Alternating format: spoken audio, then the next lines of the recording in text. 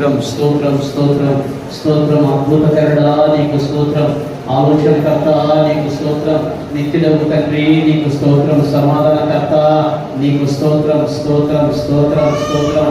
హల్లెలూయా hallelujah hallelujah hallelujah హల్లెలూయా. తండ్రి నీకు వందనాలు, స్తోత్రాలు స్తోత్రాలు స్తోత్రాలు. అద్భుతకరుడా నీకు స్తోత్రాలు. గడిచిన కాలమంతా కాచి కాపాడి సంరక్షించి పోషించి సజీవ సంఖ్యలో ఉంచి దేవాన్ని సన్నిధిలో ఉండగలిగే కృపనిచ్చావయ్యా. అందును బట్టి మీకే స్తుతులు స్తుతులు స్తుతులు స్తుతులు. అందరూ నోరు తెరిచి ప్రభువు స్తుతించండి. అందరూ నోరు తెరిచి ఆయన రక్తం ద్వారా విమోచించబడిన ప్రతి నీతిమంతుడు నోరు తెరిచి దేవాన్ని చేసిన మేలుకై, దేవాన్ని చూపిన కృపలకై, దేవాన్ని నడిపించిన నీ కృపకై, నీ పోషించిన పోషణకై నీకు వందనాలు స్తోత్రాలు స్తోత్రాలు స్తోత్రాలు. నీకు వందనాలు స్తోత్రాలు స్తోత్రాలు. అందరూ ఈ లోకం నుండి అయ్యా అనేకుడు వెళ్ళిపోయారయ్యా. నన్నైతే ఈ ఆదివారం మొదటి ఆదివారం దినమున సజీవ సంఖ్యలో ఉంచి నీ మందిరంలో చేరగలిగే కృపనిచ్చావయ్యా. నీకు వందనాలు స్తోత్రాలు. శాలేము రాజా నీకే స్తుతి స్తుతి, మీకే స్తుతి స్తుతి స్తుతి స్తుతి స్తుతి. అందరూ చెప్పండి స్తోత్రం స్తోత్రం స్తోత్రం స్తోత్రమైన. నోరు తెరిచి బిగ్గరగా దేవా నీకు స్తోత్రములైన. ఆకాశమందున్న మా తండ్రి, భూమిలో మా ప్రార్థన వింటున్న తండ్రి, మాకు ఉన్న పరిశుద్ధాత్మ శక్తి సంపన్నుడా నీకు స్తోత్రాలు స్తోత్రాలు స్తోత్రాలు స్తోత్రాలు స్తోత్రాలు. అందరూ చెప్పాలి స్తోత్రాలు స్తోత్రాలు స్తోత్రాలు. కృపామయడానికి వందనాలు, కృపామయడానికి వందనాలు. శాలేము రాజా నీకు వందనాలు స్తోత్రాలు స్తోత్రాలు. కరుణించే మా మంచి కాపరి నీకు స్తోత్రాలు స్తోత్రాలయ్యా. నీవు చేసిన మేలకు,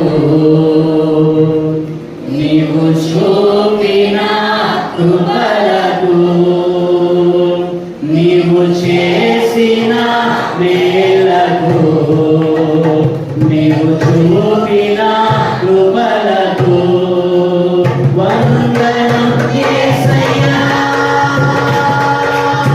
వందనం యేసయ్యా, వందనం యేసయ్యా, వందనం యేసయ్యా. నీవు చేసిన మేలకు, నీవు చూపిన కృపలకు, నీవు చేసిన మేలకు, నీవు చూపిన కృపలకు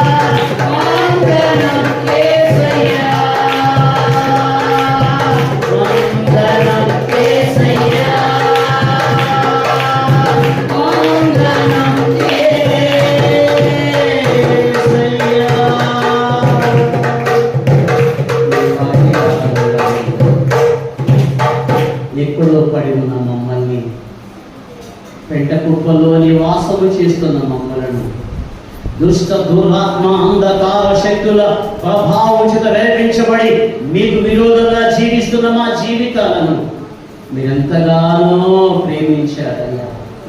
ప్రేమించారు కనుక ప్రాణం ఇచ్చారయ్యా. మీరు తిరిగి లేచుట ద్వారా, మీ రక్త ప్రోక్షణ మా మీద ప్రోత్సహించబడ్డ ద్వారా, మీరు ఆకర్షించుట ద్వారా, మీ జీవము మాలో నింపుట ద్వారా, ఇదిగో ఈ దినం సజీవుడనై సజీవమైన మీ సన్నిధిలో పచ్చని ఒలీవ చెట్టు వలె నీ మందిరంలో ఉన్నానని అంటూ అందరూ దేవునికి స్తోత్రం చెప్తాం. Hallelujah, hallelujah, hallelujah, hallelujah, hallelujah, hallelujah. Thank you Lord. స్తోత్రం, స్తోత్రం, స్తోత్రం. ప్రార్థన. మహామహిమ కలిగిన తండ్రి, ఈ మొదటి ఆదివారపు దినమున నీ మందిరంలో చేరి నేను స్తుతించగలిగే కృపనిచ్చావు. గడిచిన మాసమంతా ఎన్నో ఇబ్బందులు, ఎన్నో సమస్యలు, ఎన్నో బాధలు, ఎన్నో వేదనలు, అయినా నీ కృప మమ్మల్ని విడిచిపోలేదయ్యా. అయినా నీ సరి మాకు దూరము కాలేదయ్యా. అయినా నీ తోడు మాకు దూరం కాలేదయ్యా. మీరు మా తోడుని ప్రతి సమస్యను జయించి ఈ మొదటి ఆదివారపు దినమున ఈ నూతన మాసంలో ప్రవేశపెట్టా. మీకు వందనాలు, స్తోత్రాలు, స్తోత్రాలు. వినగల చెవి మాకు గ్రహింప చేయ మీ వైపు చూస్తున్నా. దేవాది వాక్యము మాతో మాట్లాడుతూ ఉన్నప్పుడు సూటిగా మాతో మాట్లాడమని ప్రార్థన చేస్తున్నా. మా బలహీనతను ఎత్తి చూపమని ప్రార్థన చేస్తున్నా. మమ్మల్ని సవరించమని మేము ప్రార్థన చేస్తున్నాం. మమ్మల్ని సరిదిద్దమని మేము ప్రార్థన చేస్తున్నాం. మీ అద్భుతమైన కంచె పాపుదల భద్రత వేయమని ఈ కొద్ది సమయం మానవికమై దీవించి మీ స్వాధీనపరచుకొని మీరే మాట్లాడి మహిమ పొందమని ప్రభు అయిన క్రీస్తు నామములో ప్రార్థించి స్తుతించి సమర్పించి అడిగి వేడుకొంచున్నాం మా ప్రియ పరలోకపు తండ్రి. హల్లెలూయా, హల్లెలూయా. ప్రభునందు ప్రియమైన నా దేవుని బిడ్డలారా, గడిచిన మాసమంతా కాచి కాపాడి సంరక్షించి పోషించిన దేవదేవునికి ప్రత్యేకమైన వందనాలు చెల్లిస్తూ ఉన్నాను. పోయిన వారం ఏ వాక్యం విన్నామో చెప్తారా? పోయిన వారము ఏ వాక్యం విన్నారో చెప్పగలరా? పోయిన ఆదివారపు దినాన నా ప్రియురాల ఫరో యొక్క రథాశ్వముల చేత నిన్ను పోల్చెదను అని నేర్చుకున్నాం. ఈ దినాన పరమగీతాలు 1:15లో ఉండే నా ప్రియురాల నీవు సుందరివి సుందరివి అన్న వాక్యం చెప్పాలి అనే ఆశ ఉన్నా కానీ అయితే ఈ దినానికి ఒక ప్రత్యేకత ఉంది. ఏముంది? ఈ దినానికి ఒక ప్రత్యేకత ఉంది. దాన్ని బట్టి మాట్లాడాలి అని ప్రేరేపించబడి ఈ వాక్య భాగం, ఏ వాక్య భాగం? పరమగీతాలు 1:15 వచ్చే వారం మనం నేర్చుకున్నాం. ఈ వారము స్నేహితుల దినోత్సవము. ఏ దినోత్సవం? Friendship day. ఫాస్ట్ గారు ఎందుకంటే నేను చూడలేదు, సారీ. నేను చూడలేదు, సారీ. హల్లెలూయా, హల్లెలూయా. ఈ దినం ఏ దినం? స్నేహితుల దినం. స్నేహంలో 3 రకాలు ఉంటాయి. ఎన్ని రకాలు? మనం అనుకుంటాం స్నేహం అంటే ఒకటేనా అనుకుంటాం, కానీ స్నేహంలో 3 రకాలైన స్నేహాలు ఉంటాయి. ఒకటి పైకి నిజాయితీగా ఉన్నట్లు స్నేహం చేస్తూ కేవలం వారి వరకు మాత్రమే స్నేహం చేస్తారు. మొట్టమొదటి ఏంటి? పైకి మాత్రం నిజాయితీగా ఉన్నట్లు నటిస్తూ వారి వరకు మాత్రమే ఇతరులతో స్నేహం చేసేది ఒక స్నేహం. రెండవ స్నేహం ఏంటంటే పరిస్థితులు బట్టి చేసే స్నేహం. దేన్ని బట్టి? పరిస్థితులు బట్టి చేసే స్నేహం. మూడవది విడువక ఎడబాయక కష్టాల్లోనైనా నష్టాల్లోనైనా ఇబ్బందుల్లోనైనా సమస్యల సుడిగుండంలోనైనా విడవక ప్రేమించేది, స్నేహించేది మరొక స్నేహం. ఈ 3 రకాల స్నేహితులు మనం గమనించగలిగితే మనము ఏ స్నేహంలో మనం ఉన్నాం, మన స్నేహము ఎవరితో ఉంది, నిజంగా మన స్నేహములో నిజాయితీ ఉందా? ఒక వ్యక్తిని మనం ప్రేమించేటప్పుడు, ఒక వ్యక్తితో మన సహవాసం చేసేటప్పుడు, ఒక వ్యక్తితో స్నేహం కలిగి జీవించేటప్పుడు మనలో నిజాయితీ ఉందా? కొంచెం ఆలోచించుకోవాలి. ఎందుకంటే ముఖ్యంగా యవనస్తులకు ఫ్రెండ్షిప్ ఎక్కువ, ఆడపిల్లలకైనా మగపిల్లలకైనా ఫ్రెండ్షిప్ ఎక్కువ. మాకు కూడా ఫ్రెండ్షిప్ ఉంటుంది, కానీ మీ అంత ఉండదు. హల్లెలూయా. మాకు కూడా స్నేహాలు ఉంటాయి, ఏదో చెప్పట్లా ఉంటాయి. పెద్దలకైనా స్నేహాలు ఉంటాయి, వృద్ధులకైనా స్నేహాలు. చూడండి, వృద్ధులంటే గుర్తొచ్చేది, వారి స్నేహం ఎలాంటిదంటే చచ్చిపోయేదాకా అట్లే ఉంటుంది. పనులంతా పడుకుంటారు, యాదలు కూర్చుంటారు, మాటలు ప్రారంభిస్తే ఎక్కడ దాకా వెళ్తే వాళ్ళకే తెలియదు. కలిసి కలిసి ఒకరి బాధ ఒకరు పంచుకుంటారు, కలిసి కలిసి ఒకరి సలహాలు ఒకరు పుచ్చుకుంటారు.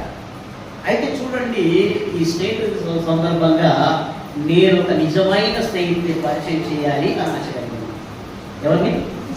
ఒక నిజమైన స్నేహితుడు, విడవక ప్రేమించే స్నేహితుడు, ఎడబాయిగా ప్రేమించే స్నేహితుడు, కష్టాల్లో నీకు తోడుండే స్నేహితుడు, బాధల్లో నేను బలపరిచే స్నేహితుడు ఆయనడు.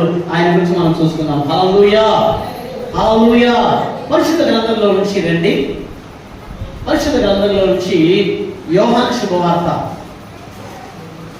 4వ శుభవార్త. యోహాను శుభవార్త. సువార్తలు మొత్తం ఎన్నని చెప్పాను? మొట్టమొదటి సువార్త మత్తయి, 2వ సువార్త, 3వ సువార్త, 4వ సువార్త, 5వ సువార్త. అది హల్లెలూయా, నీతి సువార్త. రండి చదువున్నాను. 15వ అధ్యాయం, 15వ అధ్యాయం 13వ వాక్య భాగం. తన స్నేహితుల కొరకు ప్రాణము పెట్టువాని కంటే ఎక్కువైన ప్రేమించగలిగిన వాడు ఎవడు? ఒక నిజమైన స్నేహితుడు ఉన్నాడు, ఒక నమ్మకమైన స్నేహితుడు ఉన్నాడు, ఒక యథార్థమైన స్నేహితుడు ఉన్నాడు. ఆ స్నేహితుడు గుణగణాలు ఏమిటి అంటే, తన స్నేహితుల కోసం ప్రాణం పెట్టగలిగిన వాడు. హల్లెలూయా. ఈ స్నేహితుడు ఎలాంటి వాడంటే, ఒకసారి నీవు ఆయనతో, ఆయన నీతో స్నేహము చేయగలిగితే ప్రాణము పెట్టేంత వరకు ప్రేమించగలిగేవాడు ఆయన. నీకోసం ప్రాణం పెట్టినవాడు ఆయన. నీవు ప్రాణాపాయంలో ఉన్నప్పుడు తప్పించగలిగిన సామర్థ్యం కలిగిన వాడు ఆయన. నువ్వు కష్టాల్లో ఉన్నప్పుడు ఆదుకునేదానికి సామర్థ్యము కలిగిన వాడు ఆయన. నువ్వు బాధల్లో ఉన్నప్పుడు నీ భారాన్ని తన మీద వేసుకొని భరించగలిగే సామర్థ్యము కలిగిన వాడు ఆయన. నీ సమస్యల సుడిగుండమును కొట్టుమిట్టాడుతున్నప్పుడు నీతో కలిసి బాధ అనుభవించగలిగిన వాడు ఆయనే నిజమైన స్నేహితుడు. హల్లెలూయా, హల్లెలూయా. బైబిల్లో కొంతమందికి స్నేహితుడు అని పేరు రాయబడింది. బైబిల్ గ్రంథంలో ఒక వ్యక్తికి ఇతను దేవునికి స్నేహితుడు అని రాయబడింది. హల్లెలూయా. ఎవరి స్నేహితుడు అంట? మనుషులు ప్రేమించుకోవడం వేరు, మనుషులు ద్వేషించుకోవడం వేరు, మనుషులు విడిపోవడం వేరు. కానీ ఒక దేవాది దేవుడే మానవునితో స్నేహం చేయగలిగాడు. హల్లెలూయా. ఏం చేయగలడు? దేవాది దేవుడే ఒక వ్యక్తితో స్నేహం చేయగలిగాడు. రండి పరిశుద్ధ గ్రంథంలో నుంచి యాకోబు రాసిన పత్రిక 2వ అధ్యాయం, యాకోబు రాసిన పత్రిక 2వ అధ్యాయం 33వ వచనంలోని చివరి వరుస.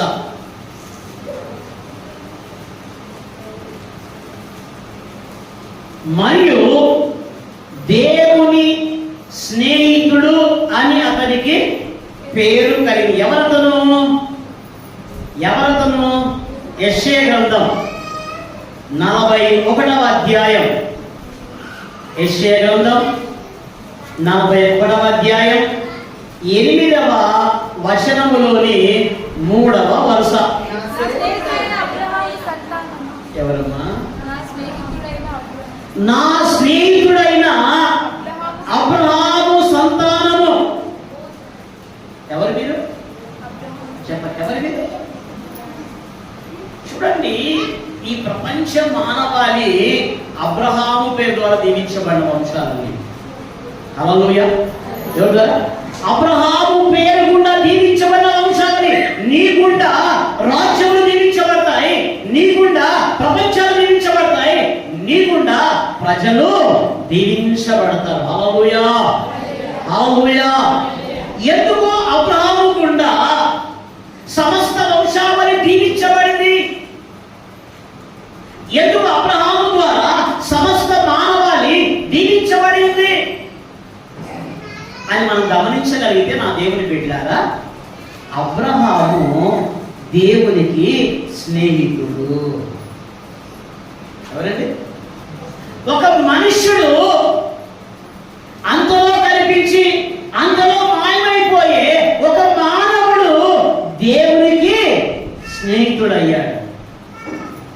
ఎంత గొప్ప భాగ్యం అండి! ఈరోజు నీ స్నేహం ఎవరితో? నీ సహవాసం ఎవరితో ఉంది? నీ తిరుగులు ఎవరితో ఉన్నాయి? నువ్వు ఎవరితో కలిసి తిరుగుతూ ఉన్నావు? నువ్వు ఎవరితో కలిసి సహవాసం చేస్తూ ఉన్నావు? నీ సమయాన్ని ఎవరితో గడుపుతున్నావు? దేవుడే అనగా దేవాది దేవుడే అబ్రహాము గురించి అతడు నా స్నేహితుడు అంటే వారిద్దరి మధ్యలో ఉండే అవినావ సంబంధాన్ని ఎప్పుడైనా ఆలోచించావా? ఏమంట? వారిద్దరి మధ్య దేవుడికి మానవుడికి ఉన్న అవినాభావ సంబంధాన్ని ఆలోచించావా ఏ రోజైనా? ఇప్పుడు మామూలు వాడు చేతులు పెద్ద లెక్క కాదు.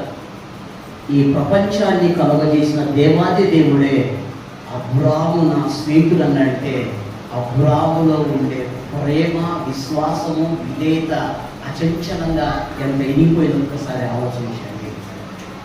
ఈ రోజు అబ్రాము సంతానంగా ఉన్న విశ్వాసులారా, మీరు ఎవరితో సహవాసం చేస్తూ ఉన్నారు?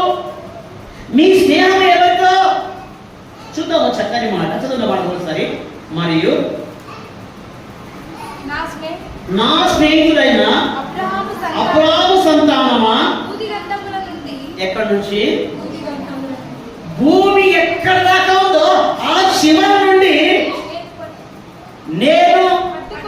నేను నిన్ను పట్టుకొని. చూసారా? దేవుడు ఆశ ఏంటంటే నీతో స్నేహించాలని. దేవుడికి ఉండే అత్యంతమైన ఆసక్తి ఏంటంటే నీతో సహవాసము కలిగి ఉండాలని. అది బయట పెడతారు. కొంచెం నా చేతి పని చెప్తారు కొంతమంది. పోయిన వారమే చెప్పాను నేను. రైట్, అర్థమైంది బయటకు ఎందుకు వచ్చిందో.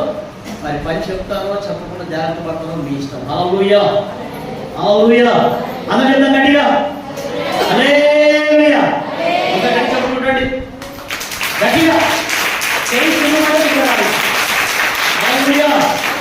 నా దేవుని బిడ్డలారా, ఒక మాట చదవండి. యెషయా గ్రంథం 41వ అధ్యాయం 8వ వచనం 3వ వరుస. నా స్నేహితుడైన అబ్రహాము సంతానమా,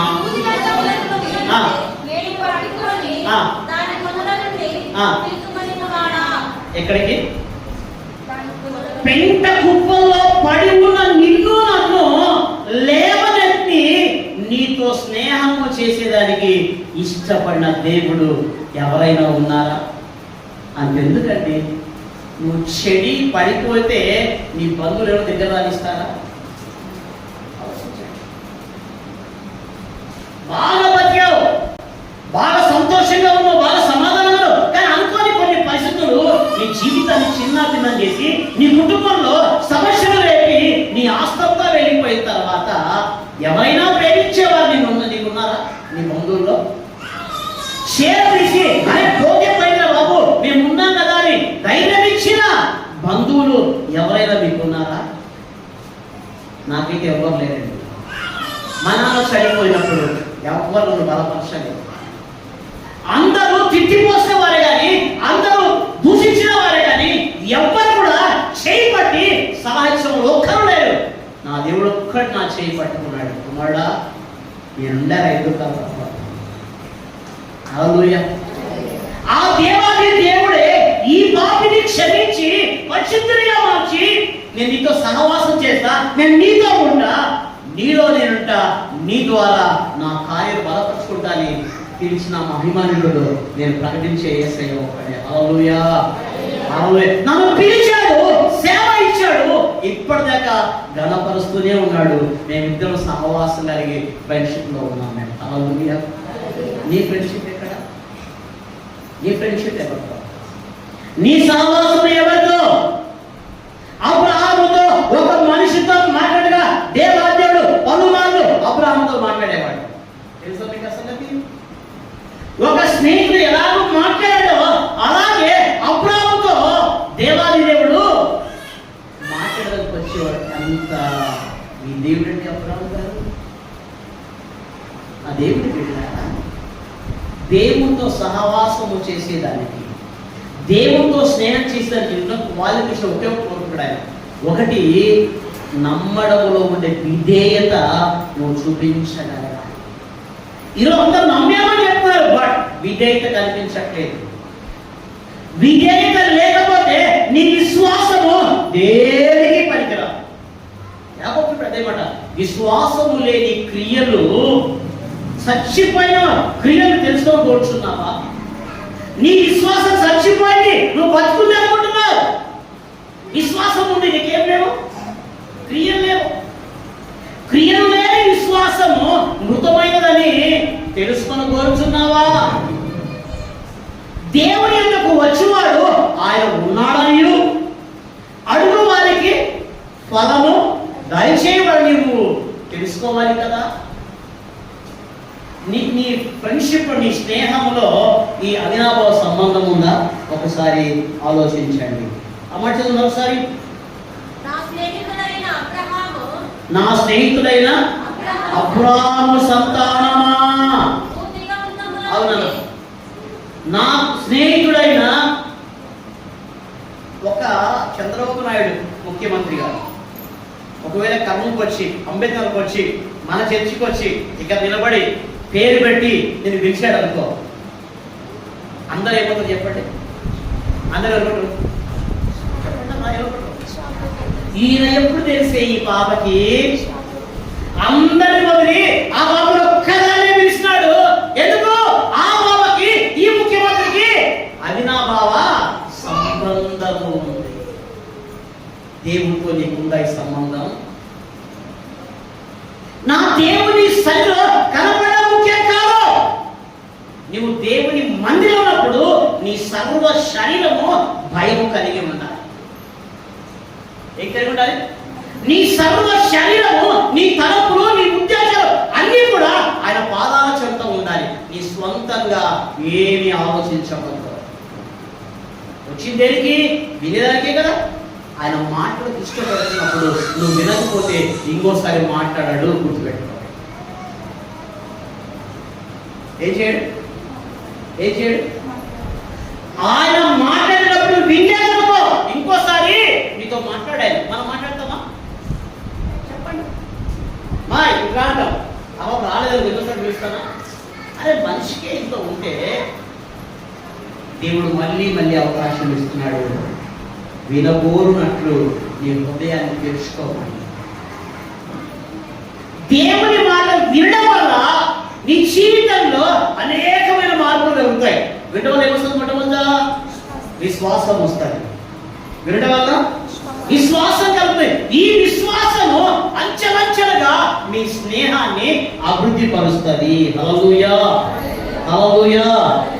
రండి మరొక మాట. దినవృత్తాంతాలు 2వ గ్రంథం, దినవృత్తాంతాలు 2వ గ్రంథం 20వ అధ్యాయం 7వ వచనంలోని 3వ వరుసలో, నీ స్నేహితుడైన అబ్రహాము యొక్క సంతతికి దీనిని శాశ్వతముగా ఇచ్చిన దేవుడవు నీవే. చదువున మాట ఒకసారి అది చెప్పాలా? దినవృత్తాంతం 2వ గ్రంథం 20వ అధ్యాయం 7వ వచనంలోని 3వ వచనం. నీ స్నేహితుడైన అబ్రహాము యొక్క సంతతికి దీనిని శాశ్వతముగా ఇచ్చిన దేవుడవు నీవే. ఏమిచ్చాడు ఆయన? యెరూషలేమును ఇచ్చాడు ఆయన. యెరూషలేములో ఏముంది? దేవుని మందిరం ఉంది. దేవుని మందిరంలో ఏముంది? ప్రత్యక్ష గుడారం ఉంది. ప్రత్యక్ష గుడారంలో ఏముంది? ఆయన సహవాసం ఉంది. హల్లెలూయా, హల్లెలూయా. నా దేవుని బిడ్డలారా, ఈ కాలంలో ఆత్మ సంబంధమైన ఇశ్రాయేలు ప్రజలుగా దేవుడు మనకేమి ఇచ్చాడంటే ఆయన సన్నిధి ఇచ్చాడు. ఏమిచ్చాడు? ఏమిచ్చాడు? ఏముంది ఆయన సన్నిధిలో? ఆయన సన్నిధిలో ఏముంది?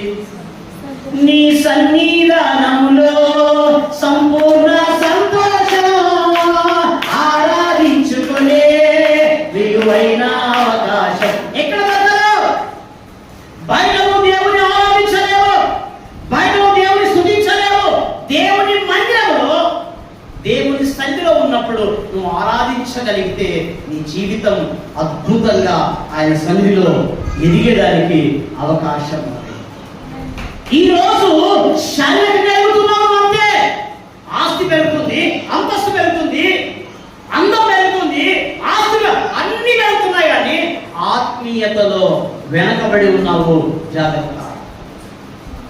దేవునికి నీ ఆస్తి అంతస్తు అవసరం లేదు. ఏం కావాలి మరి? నీవు ఆయనతో సమయాన్ని గడపాలి. చూడండి, రోజు స్నేహితులు కలుస్తారు. రోజు ఎన్నిసార్లు కలుస్తారో వాళ్ళకే అర్థం కాదు. ఒక రోజు కనపడలేదు అనుకో, ఏం చేస్తాడు స్నేహితుడు? వెంటనే ఫోన్ల మీద ఫోన్, యాండవరా యాడ కనపడదు, యాండవరా రారా ఇదే. మరి నీ స్నేహితుడు కనపడకపోతే ఆయన ఏం చేస్తాడు?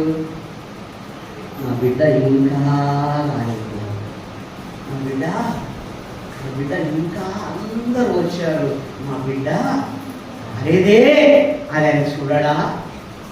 ఎంతసేపు నీళ్ళు బేటి ఏ